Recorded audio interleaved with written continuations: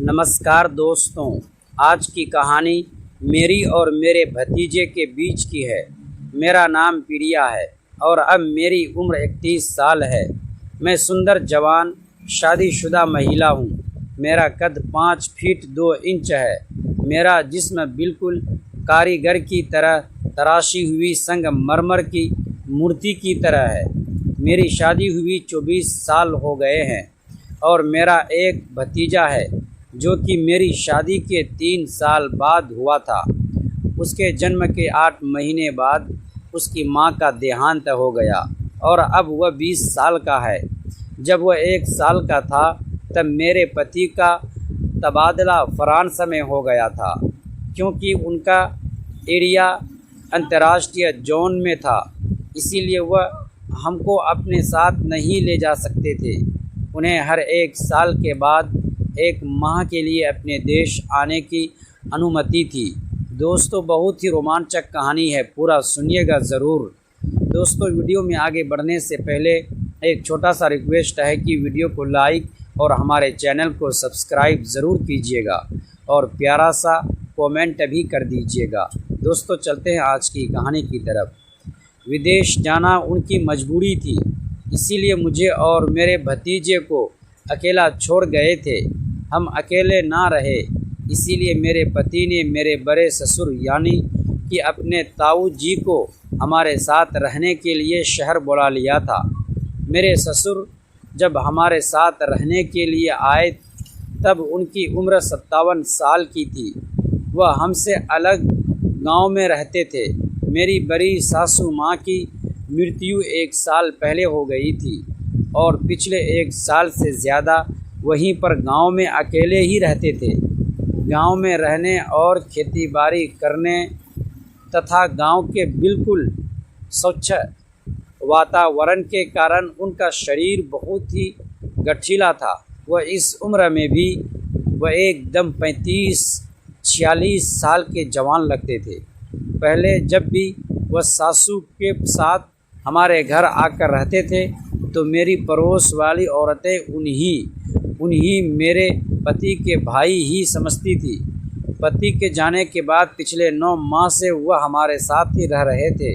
पढ़े लिखे होने के कारण उनका पहनावा भी अच्छा था, इसीलिए वह मेरे साथ घर में बहुत जल्दी घुल मिल गए। घर के कार्य और बच्चों की देखभाल में मेरा हाथ बांटते थे। मेरे पति को घर रहना बहुत पसंद था और विवाह के बाद कई दिनों तक ऐसा नहीं हुआ कि हम उनके बिना रहे हो। अब मेरे पति को फ्रांस गए हुए लगभग 14 महीने हो चुके थे। इन 14 महीनों में मुझे एक बार भी वो नहीं मिला, इसीलिए मैं बेचैन और उदास रहती थी और पूरा दिन तड़पती रहती थी, पर कोई भरोसे का नहीं था। लेकिन 15 दिन पहले अचानक ही एक ऐसा अवसर मिला जिससे मेरी ज़िंदगी में बहुत बड़ा सुकून मिला। मित्रों, बात जबकि है जब मैं घर की सफाई का कार्य करती हुई भतीजे के रूम में गई तो मैंने पाया कि वह रूम में नहीं था। मुझे समझ में नहीं आया कि वह कहाँ। उस दिन हमारे पूरे परिवार पर दुखों का पहाड़ टूट पड़ा।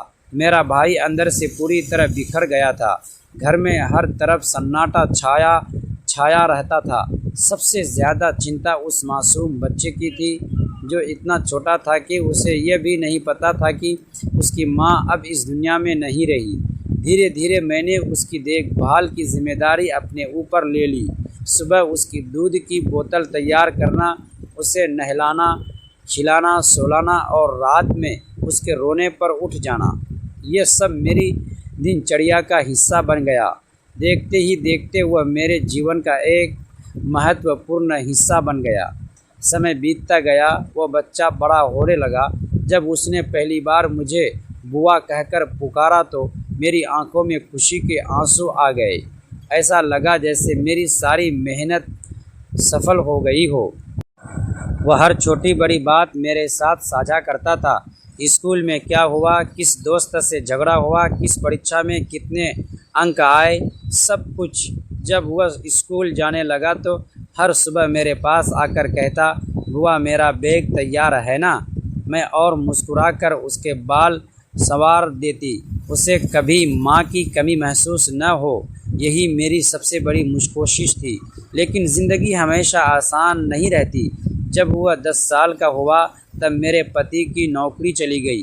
घर की आर्थिक स्थिति खराब होने लगी।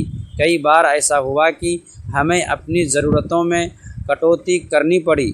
उन कठिन दिनों में भी मैंने कभी अपने भतीजे की पढ़ाई पर असर नहीं पड़ने दिया। वह भी धीरे धीरे समझदार होता जा रहा था। एक दिन उसने मुझे कहा, बुआ, जब मैं बड़ा हो जाऊंगा तो आपकी सारी परेशानियां दूर कर दूंगा। उसकी बात सुनकर मैं मुस्कुरा तो दी, लेकिन मन ही मन भावुक हो गई।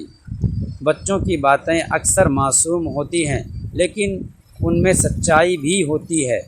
वर्षों बीत गए। वह अब कॉलेज में पहुंच चुका था। पढ़ाई में हमेशा अव्वल रहने वाला मेरा भतीजा इंजीनियर बनना चाहता था। आर्थिक परेशानियों के बावजूद उसने कभी हार नहीं मानी। वह दिन रात मेहनत करता रहा। फिर एक दिन वह क्षण आया जिसका हम सब इंतज़ार कर रहे थे। उसका चयन एक बड़ी कंपनी में हो गया। पूरे परिवार में खुशी की लहर दौड़ गई।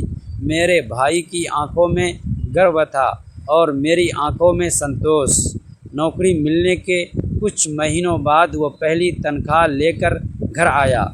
उसने सबसे पहले वह लिफाफा मेरे हाथ में रखा और बोला, बुआ, आज जो कुछ भी हूँ आपकी वजह से हूँ। अगर आपने मुझे माँ का प्यार और सहारा न दिया होता तो शायद मैं यहाँ तक कभी नहीं पहुँच पाता। उसकी बात सुनकर मेरी आंखें भर आई। मुझे लगा जैसे वर्षों की मेहनत, त्याग और संघर्ष का फल आज मिल गया हो। उस दिन मुझे एहसास हुआ कि रिश्ते केवल खून से नहीं बल्कि प्रेम, त्याग और जिम्मेदारी से भी बनते हैं। मैं उसकी बुआ थी, लेकिन उसने हमेशा मुझे अपनी दूसरी माँ का स्थान दिया और यही हमारे रिश्ते की सबसे खूबसूरत बात थी। दोस्तों, ऐसे ही कहानी सुनने के लिए प्लीज़ हमारे चैनल को सब्सक्राइब ज़रूर कीजिएगा। वीडियो को लाइक और प्यारा सा कमेंट भी कर दीजिएगा। आप लोगों